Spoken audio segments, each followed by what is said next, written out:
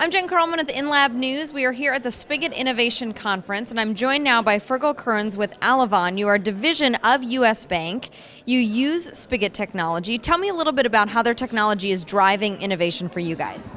Well, we're recent users. We've used it to look at our merchant retention and customer loyalty space at the moment. But we're looking to expand that to different areas of the bank. And for me, one of the key drivers is how Spigot can increase employee engagement and ultimately partner engagement, and I think after that, customer engagement. I think that's very important for us. Yeah, collaboration is such a key thing, and it's what one of the things Spigot prides itself on. Why do you think that's important? Why do you think the banking industry needs to really embrace that? Well, I think one of the things that the banking industry obviously suffers with at the moment is trust.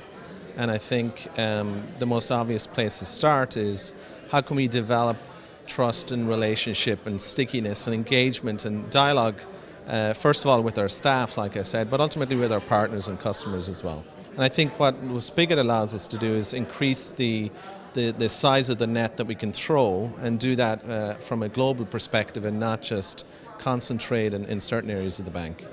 You talked in the presentation when you were asking some questions with Andrew, and you gave this great story about how I think you were interviewing someone and Spigot played a role in actually the hiring of this person. Can you tell me that story again? Yeah, well, the perspective that I take from Spigot, I might have said it earlier, but is the not just the value we get from innovation itself, but from how we can create this stickiness with our staff. And certainly the new millennials, the research is quite clear that they want a greater voice in how they invent their future within their company and in the industry.